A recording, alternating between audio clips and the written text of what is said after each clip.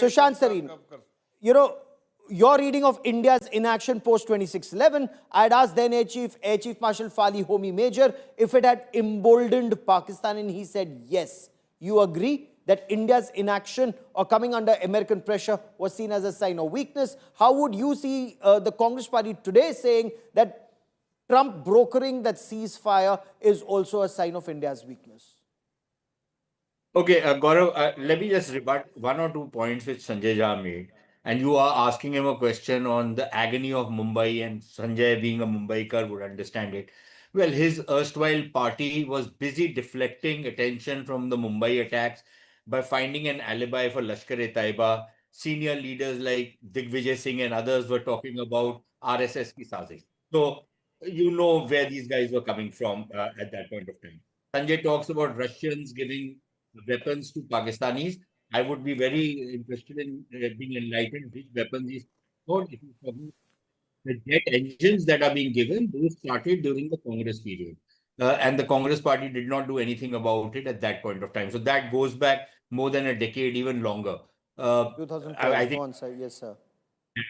so Sanjay should be aware of that. On your main question, look, Gaurav, at one level, what the Prime Minister says was not true only for what the Congress party was doing, but virtually every government in India had the policy of turning the other cheek to Pakistani terror attacks. We remember what happened even during Op Parakram. Yes. We took our forces to the border but never carried it through, partly because there was a lot of pressure on the then Vajpayee government to not go ahead with it. During 2008, again, there was pressure, and there's no need to hide it. It was, of course, American pressure.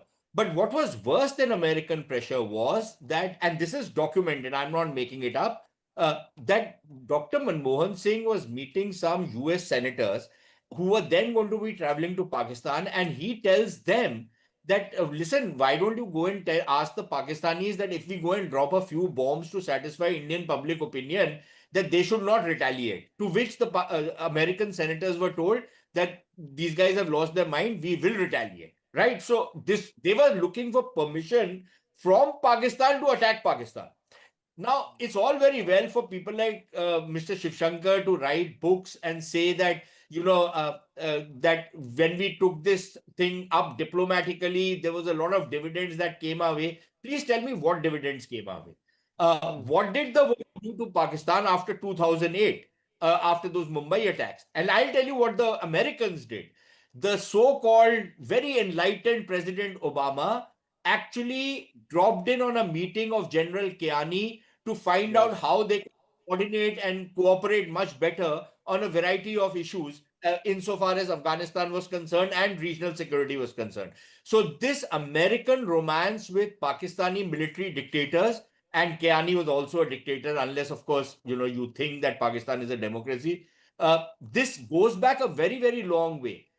I think what is different this time has been that the government, and this not just now, it started from 2016, but I think we have said that if there is a certain threshold of tolerance, if it crosses that, we will attack. We haven't defined the threshold of tolerance, and to some extent that's problematic. But I think the kind of response that India has started taking, the Pakistanis know that unless they are ready to risk a full-fledged conflagration, they will have to pull back their punches insofar as spreading terrorism is concerned. And one just last point to Sanjay, when he talks about India for unsafe because of Pulwama and what happened in Pahalgam, during the UPA years, there were at least 17 major attacks at the time when we were in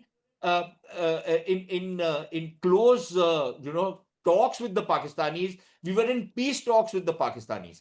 There were at least 17 major attacks, which then culminated in the 26/11 attacks. And this includes the Mumbai train attacks. This includes a whole... 200 people killed. Nothing was done. Nothing. Zero. Zilch. So, if the policy was to retaliate by threatening to retaliate, then yes, it was a very successful policy. But I don't think the Pakistan impressed, which is why... You've raised very pertinent points. Before I bring in Jen Meston and Dr. Tara Kartha, Sanjay Jha, you had your hand up. You wanted to respond briefly, sir, to the points made by Sushant Sareen. Well, this whole story that is being spread by the right wing ecosystem about the number of attacks that happened during the time of the UPA, they conveniently forget to tell the people of India that in a number of them, the accused were not anybody else, but many of them from our own country.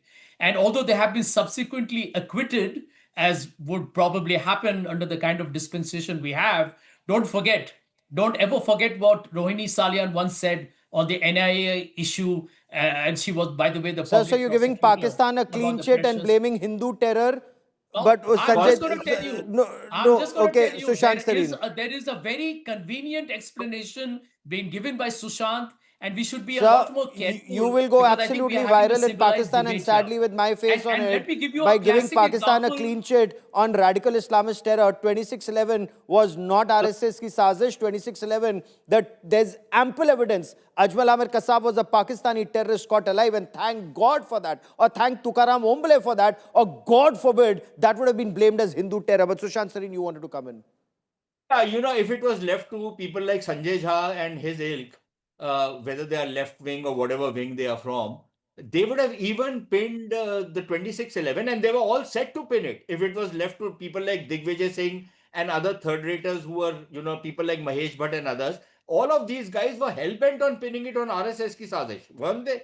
So they would have pinned even 2611 and would have given the great Maulana Hafiz Saeed Sahab, as Digvijay Singh used to refer to him, a clean chit. So if they were implicating certain people like Colonel Purohit and others in certain bomb attacks that took place, that was part of the pattern. It was part of a pattern that the Congress party was following.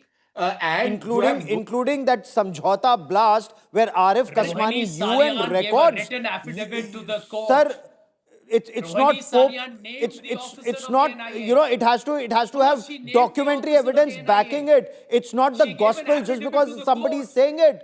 It You has to can't be ignore backed it, by Gaurav. evidence in You a can't court of ignore it. law. I have covered all these cases on ground. So excuse Can me you if I do ignore know Rohini ground realities Salian's on written these. affidavit I, given to the court? I even Can know of you? some people calling No, can Ishrat you? Jahan Bihar ki beti, but I'm not No, no, no. digressing. Gaurav, I'm I'm not asking you a digressing. Where question. very senior Can you intelligence ignore officers Rohini who've risked Salian's their written lives for our affidavit country, where they she were put names an behind officer of bars, the and NIA to India's the court? intelligence apparatus was compromised at the altar of vote bank politics? Sir, अभी मुंह मत खुलवाइए sir. Gaurav, you have not बहुत answered my बहुत damaging question. होगा India के लिए. Can The you kind of ignore stuff that was Rohini done. Salian's written Sir, affidavit given to the I will court also tell you what where she happened to named an Rajinder. NIA officer? Anyway, Yes that's or another no? debate.